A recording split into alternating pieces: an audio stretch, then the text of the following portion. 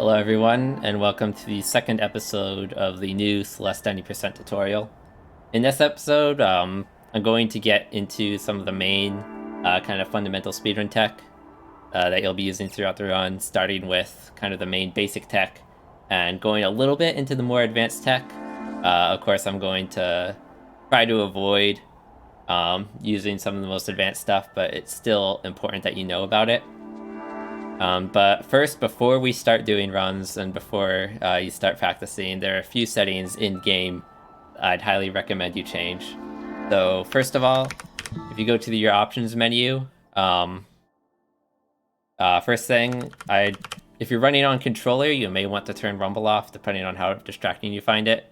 I don't really know what Rumble's like since I play on a keyboard, but if you're a keyboard player, obviously the setting doesn't matter. I'd probably suggest playing on full screen. I think it might help reduce latency a little bit, but you can kind of experiment. The game doesn't have a borderless window mode, as far as I'm aware, so full screen might be preferable. Vertical sync, depending on how much latency you get with it on, you may want to turn it off. You're going to have to test both on and off and see how much delay you get with each setting. The amount of delay you get from vertical sync depends mostly on what GPU and what monitor you have. So if you do notice a lot of delay, I'd recommend turning it off. And even if you don't notice a lot of delay, there's probably still some latency there, in which case I'd recommend turning it off either way, unless you just can't stand the amount of screen tearing that you get, because again, depending on what monitor you have and what GPU you have, you may get a lot of visual screen tearing if you have this turned off. So just test the two. I'd recommend turning it off. Just turn it on if you get a ton of screen tearing. Photosensitive mode is mostly optional.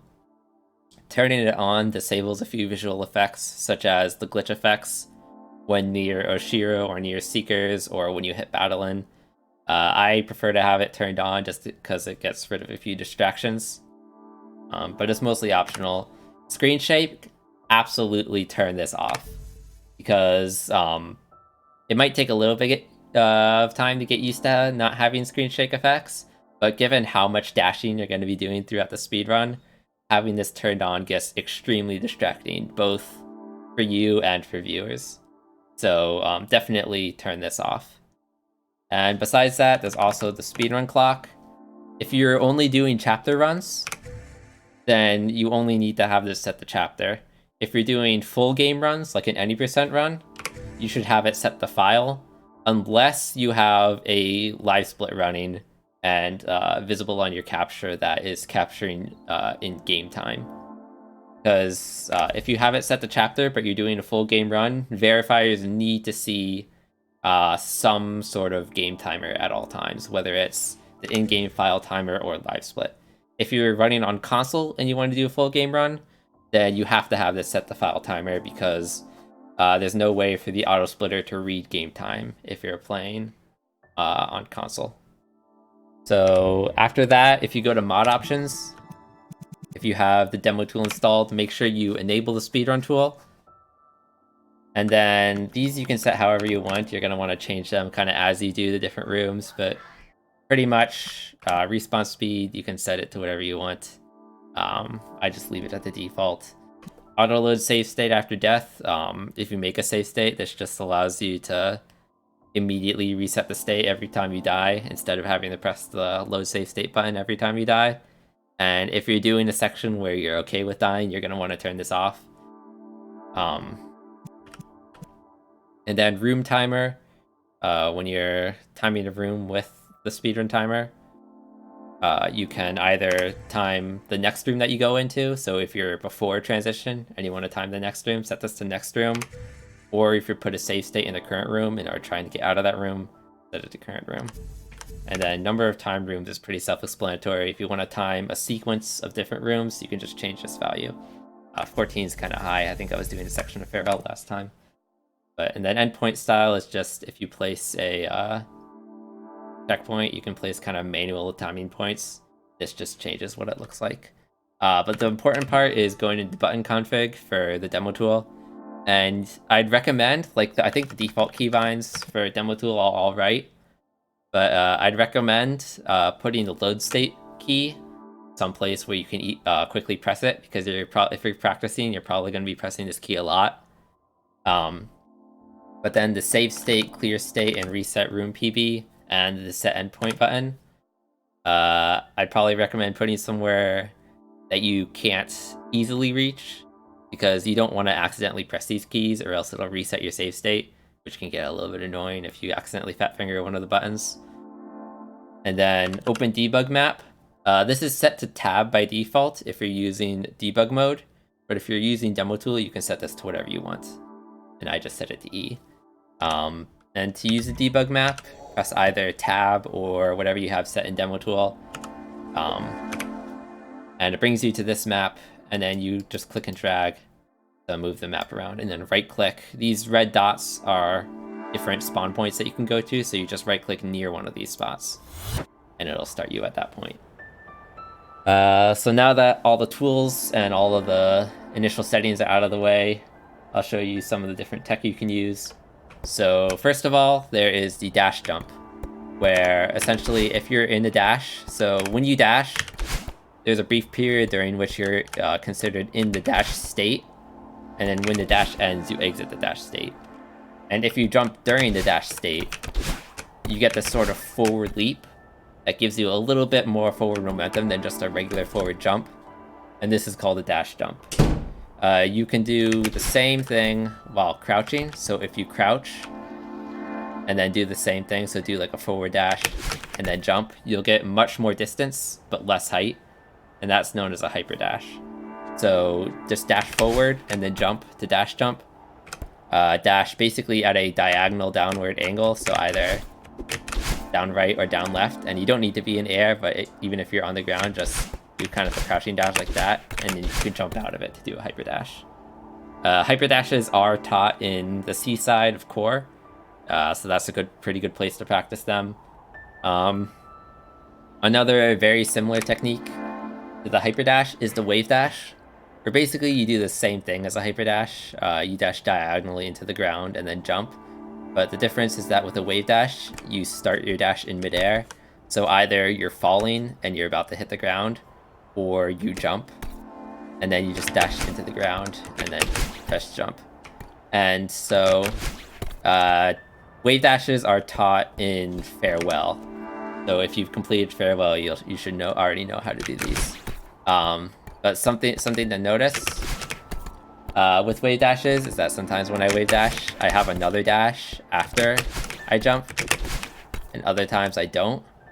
And the reason why that sort of difference occurs is depending on the timing of your dash. So we have a thing called extensions. So basically you have extended dash jumps, extended hyper dashes, and I guess you could call these extended wave dashes, but we don't usually call them that. We just call them wave dashes. But basically, when you're in the dash state, there's also a brief window of time during which you can't get your dash back while you're on the ground. And that period of time is denoted by Madeline's white hair. But there is a point in time at which this white-haired window ends, but you're still in the dash state, which means that if you jump during that window towards the end of your dash, you'll be able to perform a dash jump, hyper dash, or a wave dash while still having another dash to use however you want. And so you kind of just have to practice the timing for it, just delay your jump a little bit and you'll get used to it eventually. Something that's a little convenient about wave dashes is that the fact that it takes time to reach the ground after you dash pretty much forces you to delay your jump, which is why wave dashes, some people find it a little easier to restore their dash after doing a wave dash. So if you're just starting to get used to extended hypers or something, you can optionally just jump and wave dash instead to get your dash back. Just note that the time it takes to jump means that you're losing time every time you wave dash instead of an extended hyper. So definitely get used to extended hypers eventually, but wave dashes are a little easier to restore your dash with. That does not mean that they always restore your dash. Like, you can do a very low jump and then a very early second jump and lose your jump with a wave dash, or if you try and wave dash, you can jump a little too late and then you just get a normal jump.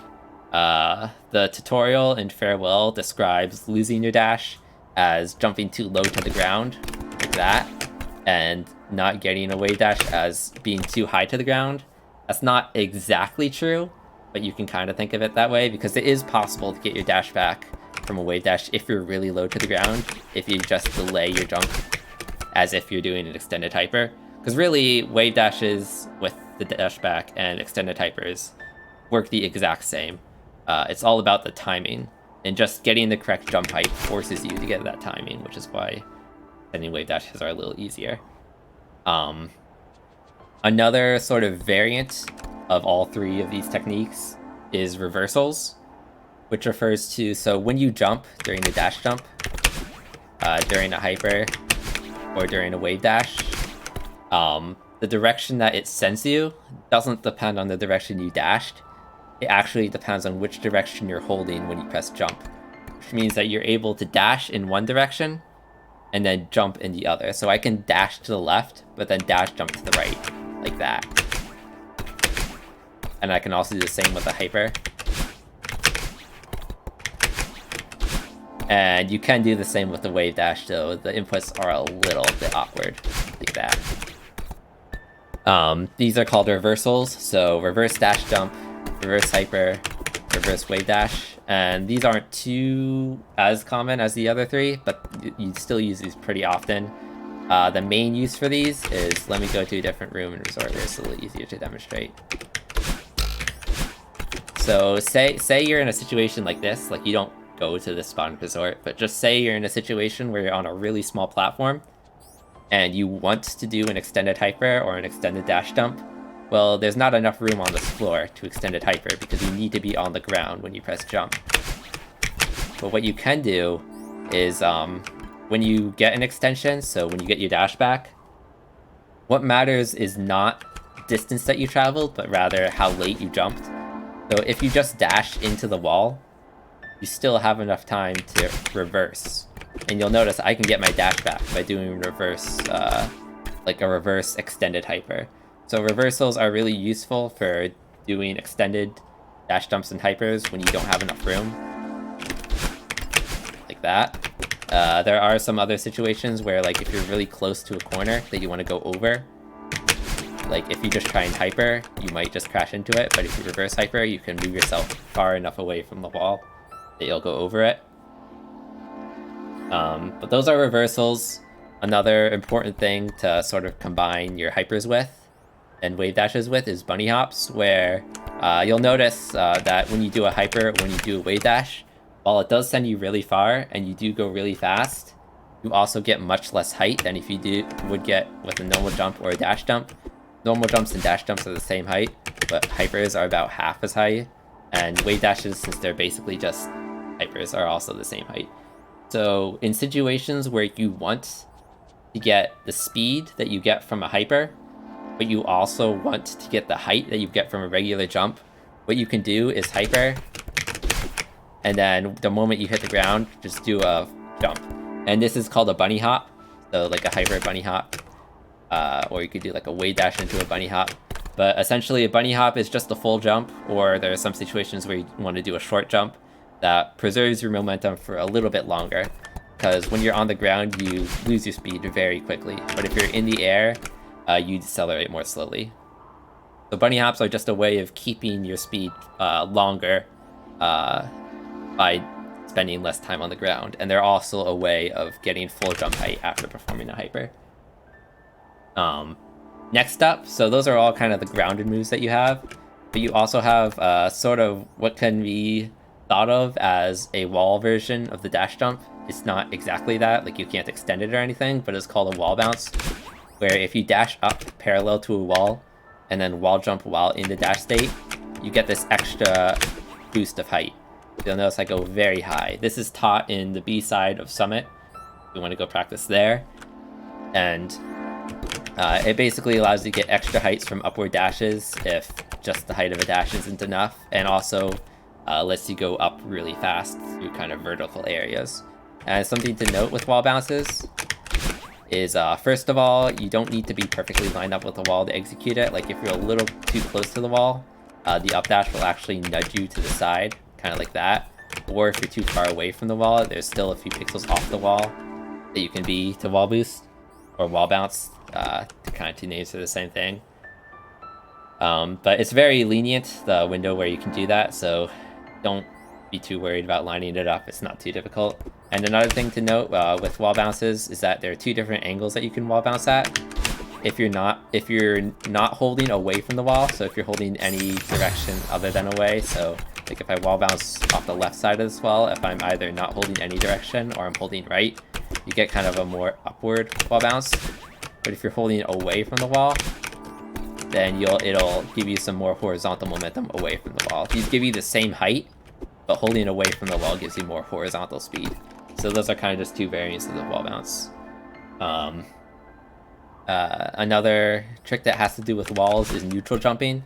So like I said, you have two different angles where you can wall bounce, but when doing regular wall jumps, there are a lot of different ways you can do it. First of all, there's just your standard wall jump, where if you're either holding towards or away from a wall, when you wall jump, it'll send you far away from the wall like that. And if you're holding towards the wall, you'll see it also sends you far away. And this prevents you from just holding towards the wall and repeatedly wall jumping on the same wall. If you're holding the wall, if you're grabbing onto it, you're able to jump straight up. And this, note that this is faster than just climbing up, but it costs the same amount of stamina as just climbing up by the same amount. So whenever you want to go up a wall, climb up a wall, you should pretty much always be jumping up. There's rarely any situation where you want to slow climb a wall, because it's just slower. And then the last kind of wall jump you can do is what's called a neutral jump. And this is when you're not holding left or right, and then you wall jump off a wall. And you'll notice if I am holding right or holding left, it sends me really far away from the wall. But if I'm holding no direction, the distance it sends me off the wall is much shorter. What this allows me to do is just repeatedly neutral jump on the same wall. And since you're not doing any climbing or climb jumping, this costs no stamina at all. And so this is really useful when climbing really high walls that you don't have enough stamina to climb up normally. You can instead just kind of exhaust your stamina up to a certain point, and then when you run out, you can just keep doing this. And it takes a little practice. Something to note is just never be holding left or right when you press jump. So always let go of the directional key before you press jump, and then immediately after you press jump, you want to move back towards the wall. And this takes a little practice, but it's not too hard to get used to. Another situation where neutral jumping is handy is if you're trying to get around a corner. Like say there's a corner right above me and trying to jump around it. Like I could kind of wall jump and come back to that corner, but I can kind of wrap around it more easily if I neutral jump around it. And you'll see situations like that. I think there's one in City, for example. So those are all the stuff that I think you absolutely need to know. Stuff that you have to get super consistent with if you want to speedrun. And those are kind of the fundamental tricks of the run. But there are a few other tricks that are mostly used for speed that you should know about. So first of all, something to note about combining momentum with dashes is that if you have, say, hyper momentum, like this, don't know why it's not extended, but if you have hyper momentum, or you just have more than regular dash momentum, either if you get a momentum boost from like a block or something like that, and then you dash in the direction you're moving, that dash will sustain your momentum for a little longer. So if you're moving forward at hyperspeed, and then you dash, you will not decelerate at all during the dash, but you will decelerate very rapidly at the end of your dash. So by dashing after a hyper, you'll be in hyperspeed for a little longer, but after that you lose all your speed. The one exception to this rule, however, is if you dash at a diagonal downward angle, it actually won't slow you down at the end of your dash. So that's a pretty good way of just keeping your speed for a little longer. Like you'll see I have hyperspeed for a very long time there because the diagonal downward dash does not cancel out any of my speed. And something else important to note about this is that, so in this situation, I have hyperspeed during pretty much that entire dash, and then I lose it once I hit the ground because of ground friction. But there's actually a way to get more than hyperspeed using this kind of technique. And doing this diagonal downward dash after attaining a lot of momentum is what's known as an ultra. But there's also what is called ultra momentum, which is a way of getting even more speed than a hyper. So when you do the diagonal dash, if you're still in the ground, if you're still in the dash state when you hit the ground, which means if you're low enough to the ground that you can hit the ground during your dash, like that.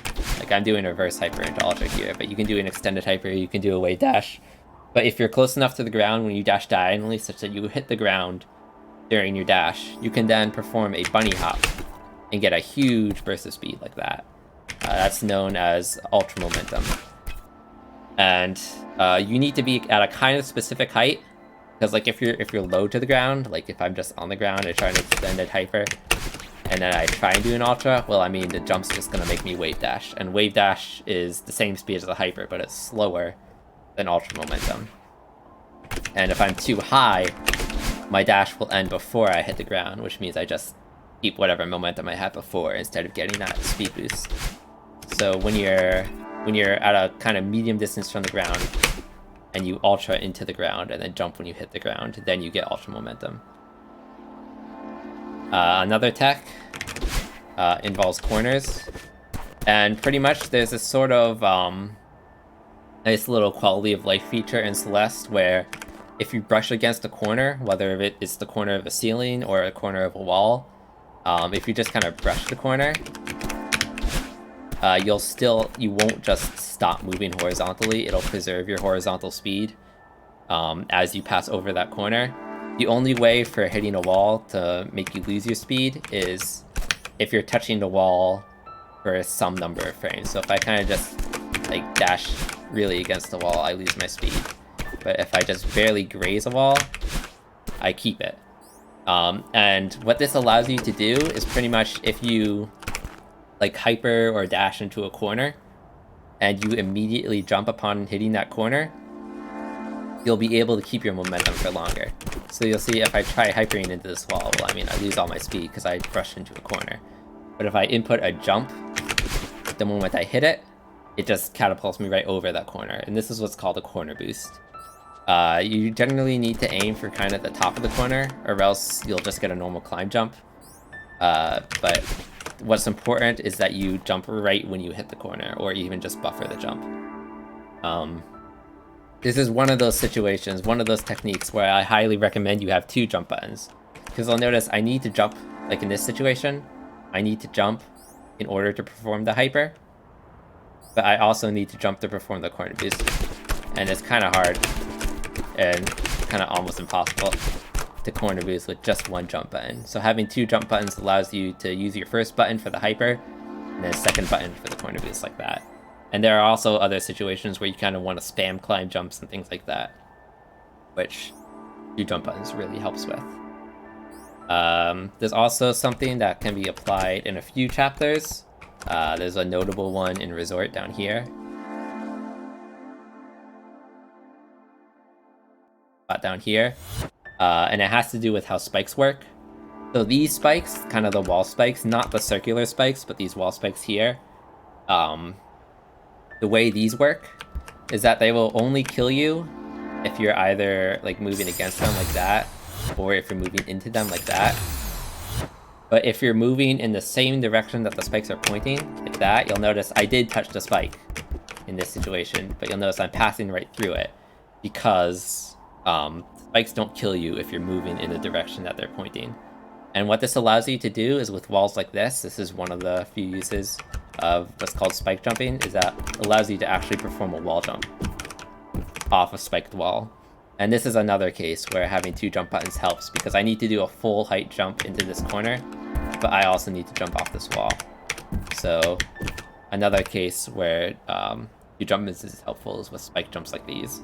There are also spike jumps that are a little more complicated, like in Summit, where you can actually use wind in order to push you into a spike and then buffer a jump to push you out of it, and you won't actually touch the spike. And that's kind of another variant of the spike jump. And I'll be getting into one of those once we get to Summit, but those aren't as important. Just note you need to be moving with the spike, and you can wall jump off the wall. The last technique is what's known as the demo dash. So in the previous tutorial, I had you assign a button that causes you to demo dash. And Basically, the difference between a normal dash and a demo dash is that whenever you dash at either straight down or at a downward angle, whether you're in the air or on the ground, that dash will put you into the crouch state. The reason for that is because when performing a hyper, what the game is checking to see if you should hyper instead of dash jump is not the angle that you dash, but rather whether or not you're crouching. So wave dashes and hypers work because they put you in the crouch when you dash diagonally. But kind of a neat little quirk of the way the game is programmed is that another quality of life feature is that if you input a dash, you actually have 3 frames in order to pick the direction of your dash. So if you want to press kind of the dash button and a direction at the same time, just in case you happen to press dash a few frames early, it'll still wait 3 frames for you to pick your dash direction. Which also means that if you input a dash and then immediately tap a direction afterwards, it'll pick the direction from after you press dash. And what's useful about that is that you can input a diagonal dash initially, like when you press dash, but then switch to a forward direction like that. And it's kind of quick inputs, but you'll notice, like if you look at kind of the white trail behind me, you can see it's kind of at the middle of Madeline's body, whereas if I do this, it's kind of low. And what that's indicating is that I'm actually crouching in midair when I do this special kind of crouched forward dash. And this crouched forward dash is what's called a demo dash. And there are a few uses for demo dash. So first of all, while you can do this sort of input sequence in order to perform demo dashes, and you have to do this, do it like this if you're playing on console. But if you're playing on PC, I showed you how to assign a demo dash button, which is just a single button that you can press that allows you to perform demo dashes whenever you want. And I'm not going to go too hard into why demo dashing with a single button works, but it basically just has to do with abusing input priority. But just note, this makes demo dashing a lot easier, and if you're playing on PC, you should absolutely use the demo dash button. Just note that there are a few situations where you can demo dash diagonally if you like press down and then input a diagonal dash, but it's very hard to input, and you can't do diagonal demo dashes with a demo dash button or with just a demo dash button. I'm probably not going to be going over any diagonal demo dashes in this tutorial because this is meant for beginners and diagonal demo dashes are very much advanced. But I will be going over some of the crucial demo dashes like this one in Resort right here, as well as demo dash hypers. So I'll go over demo dash hypers first. Since demo dashing puts you into a crouch state while you're in midair, like normally if I jump and then dash forward to this platform and then jump off of it, like that was a dash jump right there. These are dash jumps. But if I demo dash forward and then jump because I'm in the crouch state in midair, this actually allows me to perform a hyper dash off of a platform in front of me. So demo dash hypers are useful when you want to kind of wave dash off a platform, but you either can't get enough height or it takes too long to get the height needed to wave dash. So instead you can dash forward to the platform and demo dash hyper off of it. And you can extend demo dash hypers as well if you delay the jump. The other use for demo dashes is for squeezing through gaps that you can't normally fit through without crouching. So there are a few kind of wide gaps, like 1 block wide gaps that you can't walk through, but if you're crouching, you can pass through them. Like normally those gaps are on the ground. Like there are some spots in Lake Temple where you have to perform a crouch dash to go under these small blocks. But there are situations like right here. There's actually like these dust bunnies look solid. There's actually a 4 pixel gap kind of in the middle where you can fit through if you're crouching, because when you're not crouched, you have, I believe, 7, might be 8 pixels of height on your hitbox. But when you're crouching, it's only 4 pixels high. And it just happens that this gap in the dust bunny wall is 4 pixels high, which means that in situations like these, if you perform a pixel perfect demo dash, you can actually pass through or appear to pass through these, but you're really just moving between them. So it looks like I passed through that, but really I just squeezed through a 4 pixel gap. And while these demo dashes through Dust Bunnies are, for the most part, pixel perfect, the ones that you would be doing in runs have some sort of setup in order to give you a window of at least a few frames to execute it. So when I get to the resort tutorial, I will show you how to perform this particular demo dash, because this is by far the most important demo dash in the entire run. But yeah, those are all of the fundamental techniques, kind of universal techniques in the speedrun. There are a few kind of level-specific techniques that you'll be utilizing, like dream block jumps, dream block hypers, like kind of feather mechanics and things like that only apply to specific chapters, and I'll be going over those when we get there. But yeah, until then, I'll see you in the Forsaken City tutorial.